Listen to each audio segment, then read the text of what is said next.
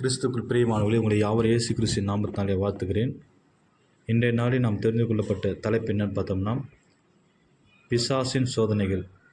ஒரு மனிதனை பிசாசு எப்படி சோதிக்கிறார் என்பதை நாம் இங்கு காண்போம். இதுக்கு உதாரணமாக அல்லது எடுத்துக்காட்டாக நமது இயேசு கிறிஸ்துவை நாம் எடுத்துக்கொள்வோம்.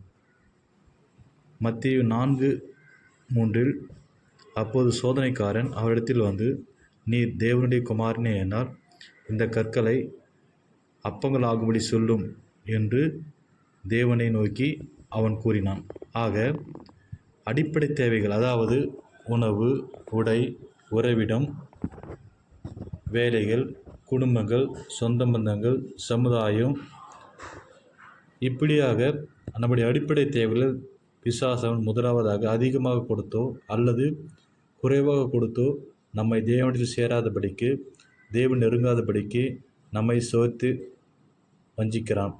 ஆக இந்த அடிப்படை தேவையிலிருந்து நாம் மீள வேண்டும் என்றால் அதற்கு பரிசுத்தாவினுடைய துணை வேண்டும், இயேசு கிறிஸ்துவினுடைய வழிநடத்தல் வேண்டும், பிதாவுடைய சித்தம் வேண்டும். ஆக நாம் முதலாவது தேவனுடைய ராஜ்யத்தை நாம் தேடும்படியாக இங்கே நம்ம வசனமானது கூறுவது, முதலாவது தேவனுடைய ராஜ்யத்தை நம்முடைய நீதியை தேடுங்கள், பிறகு இவைகள் எல்லாம் கூட கொடுக்கப்படும் வேதமான சொல்வது. ஆக நாம் முதலாவது தேவனுடைய ராஜ்யத்தை தேடுகிற பிள்ளையாக இருக்க வேண்டும்.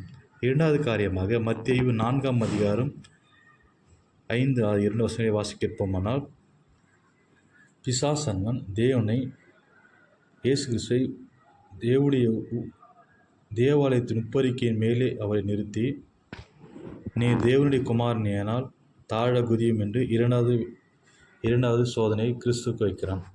ஆக இந்த இடத்தில் நாம் என்ன சோதிக்கப்படுகிறோம் என்றால், நம்முடைய விசுவாசம், நம்முடைய இரட்சிப்பு,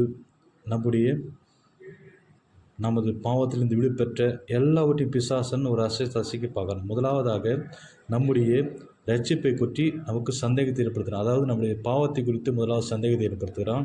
பிறகு நம்முடைய இரட்சிப்பில் கை வைக்கிறான். மூன்றாவது நம்முடைய விசுவாசத்தை தளர்க்க பார்க்கிறான். ஆக இவை மூன்றிலும் நாம் தளர்ந்து விடுவோமானால், இவை மூன்றிலும் இழந்து விடுவோமானால் பிசாசனுக்கு நாம் அடிமையாய் மாறிவிடுவோம். ஆக நாம் எப்போதும் தேவனை நம்புகிற பிள்ளையாக இருக்க வேண்டும் என்றால், அவருடைய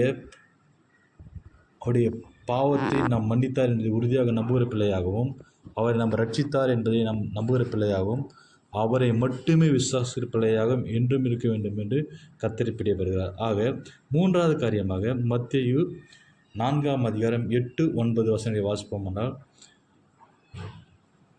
பிசாசு அவரை மிக உயர்ந்த மலையில் கொண்டு போய் உலக சகல ராஜ்யங்களையும் அவைகளின் மகிமையும் அவருக்கு காண்பித்து, நீர் என்னை பணிந்து கொண்டால் இவைகளை உனக்கு தருவேன், சகல அதிகாரங்களும் ராஜ்யங்களும் அவைகளின் மகிமையும். பரலோகத்தின் தேவன் நம்மை படைத்ததே அவருடைய ராஜ்யத்தை நாம் துதிப்பதற்காக, அவரை கனப்படுத்துவதற்காக, அவரை மகிமைப்படுத்துவதற்காகத்தான்.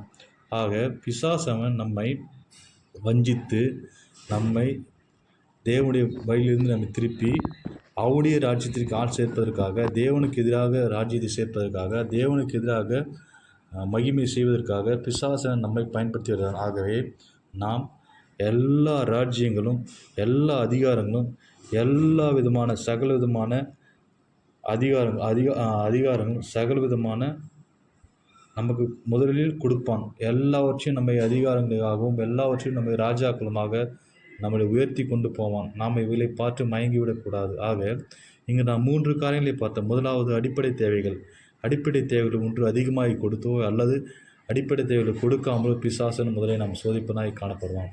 இரண்டாவது காரணமாக நம்முடைய விசுவாசத்தை அசைக்கிற காரியமாக இருக்கும். நம்முடைய விசுவாசத்தை நாம் எப்படி விசுவாசிக்கிறோம் என்பதை நம்முடைய பாவங்களை நமக்கு உணர்த்தி அதை நம்ம மீண்டுமாக தேவனிடத்தில் சேராதபடிக்கும், ரட்சிப்பை குறித்து நம்ம சந்தேகப்படும் படிக்கும், தேவனை குறித்து நாம் சந்தேகப்படும் படிக்கும், விசுவாசத்தை குறித்து நாம் சந்தேகப்படும் படிக்கும். இரண்டாவது காரியம் தேவனை சந்தேகப்பட ஏற்படுத்துவான். மூன்றாவது காரியமாக பிசாசன் நம்மளை எப்படி சோதிப்பான் என்றால், ராஜ்யங்களும் அதிகாரங்களும் பணபலமையும் சகலவற்றின் மகிமையும் நமக்கு கொடுப்பான். அதாவது எல்லாவற்றையும் நமக்கு முதலாவது கொடுத்து நம்மளை